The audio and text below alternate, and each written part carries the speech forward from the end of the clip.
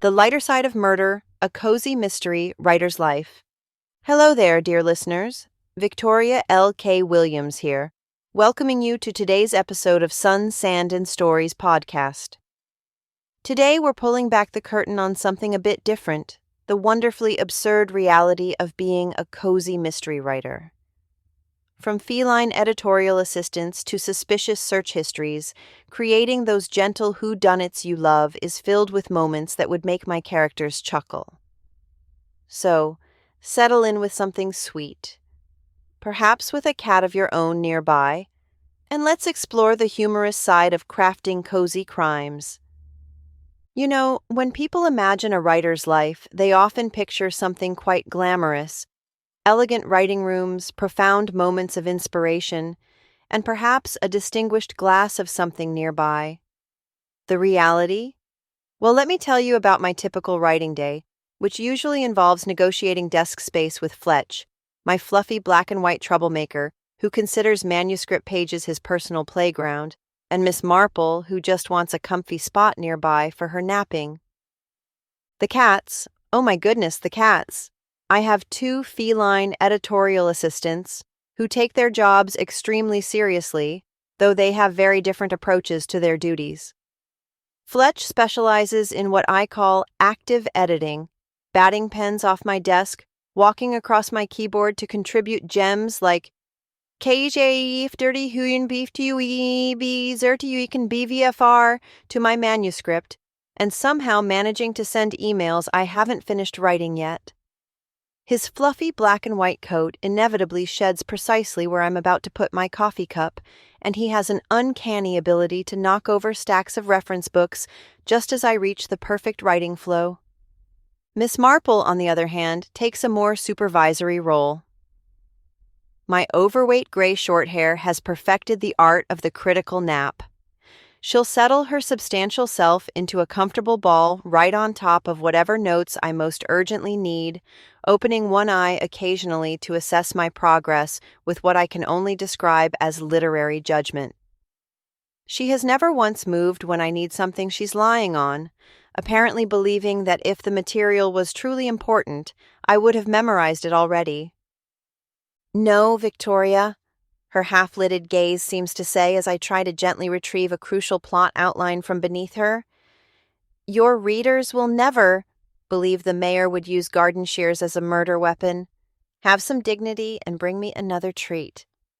And she's usually right. I once explained to my writing group that a crucial plot twist came not from my creative genius, but from having to work around Miss Marple's sleeping form, forcing me to use only the notes visible around her edges. Best editorial decision in the book, my agent later said. Miss Marple got an extra treat that day and has never let me forget it. Then there's the fascinating reality of late-night writing sessions. I'm convinced there's a special kind of delirium that occurs somewhere between midnight and 3 a.m. that produces either absolute brilliance or complete nonsense, with absolutely no middle ground. I'll wake up the next morning to review what I wrote and find either the perfect solution to a plot hole I'd been struggling with for weeks, or a scene where my protagonist apparently decided to adopt 7 ferrets and open an underwater bakery. There is no in-between. These late nights inevitably involve my writing rituals. I've developed quite the atmospheric setup over the years. The dim lights come on first, creating that perfect cozy ambiance that helps me settle into my fictional world. Then it's time for scented candles, lavender for gentle scenes, something citrusy for when my protagonist needs energy, and vanilla for anything involving baking or cooking in my culinary mysteries. The instrumental music goes on next, carefully matched to whatever I'm writing. Mysterious piano pieces for suspenseful revelations, upbeat strings for chase scenes, and gentle classical guitar for romantic interludes. My husband has learned he can gauge exactly what kind of scene I'm writing just by pausing outside my office door and listening to the music. Chopin nocturnes tonight? Someone's about to find a body, he'll comment casually as he passes by with a knowing smile. And then there are the M&Ms, my faithful writing companions. A large glass of iced tea is always within reach, too, though I can't count the number of times I've absent-mindedly reached for an M&M and dunked my fingers in the tea instead, while deep in a writing trance. Now let's talk about one of a mystery writer's most valuable research techniques: eavesdropping. I've become absolutely shameless about listening in on strangers' conversations in coffee shops, waiting rooms, and grocery store lines. My husband knows the look that comes over my face when I've caught an intriguing snippet of dialogue. I go completely still, like a cat spotting a bird, and fumble for the notes app on my phone. Once at a restaurant, I overheard a woman say to her companion, "Well, of course I couldn't tell him about the secret compartment in the grandfather clock, and I nearly fell out of my chair trying to hear the rest." My husband caught my expression, followed my gaze, and just sighed. "You're eavesdropping again, aren't you?" I shushed him frantically while reaching for a napkin to jot down notes. That single overheard sentence eventually inspired an entire subplot. Unlike some less subtle writers, I've never been caught by the actual subjects of my eavesdropping, a point of professional pride, though my family certainly notices. My son has developed a habit of dramatically clearing his throat when he sees me leaning too obviously toward a nearby conversation at the mall. "Mom's collecting dialogue again," he once explained to my husband loudly enough for me to hear, but not the people I was listening to. They both find it endlessly amusing to catch me in the act, pointing at me and mouthing "busted" across restaurant tables or store aisles. People watching goes hand in hand with eavesdropping, of course. I collect interesting walks, distinctive gestures, and unique fashion choices like other people collect stamps. My notebooks are filled with descriptions like "man at post office," "walks like he's balancing an invisible book on his head," or "woman at library," "adjusts glasses with middle finger," probably not intentionally rude, but perfect for villain gesture. My family has learned to tolerate frequent stops during outings when I spot someone who might make a perfect character. "Mom's collecting people again," my son once explained to my husband when I froze in the middle of a shopping mall to watch an elderly gentleman with magnificent posture and a peacock feather in his hat. That gentleman eventually became the basis for a beloved character. My husband now just patiently waits when I suddenly stop walking, knowing I'm mentally photographing some stranger's mannerisms for future fictional use. But research. Now there's where the real comedy happens. What starts as a simple question about, say, Florida native plants for my gardening mysteries somehow transforms into 4 hours of reading about carnivorous plants, followed by another 3 hours investigating whether any of them could theoretically digest evidence of a crime. I call it research. My family calls it that thing where mom disappears down a rabbit hole and emerges hours later with bizarre facts none of us needed to know. Speaking of research rabbit holes, some of my best book ideas have come from seemingly innocent vacation experiences. A few years back, my husband and I decided to escape for a weekend getaway to a charming little bed and breakfast in a historic coastal town. It was meant to be a relaxing holiday. No writing, no plotting, just enjoying each other's company and perhaps sampling some local seafood. Over breakfast one morning, we got to chatting with the owners, a lovely couple who'd restored the Victorian-era home with painstaking historical accuracy. When my husband innocently asked about the history of the place, the wife glanced at her husband with that, "Should we tell them?" look that immediately set my mystery writer senses tingling. "Well," she finally said, lowering her voice as though sharing a secret, "we have a resident who never checked out, if you know what I mean."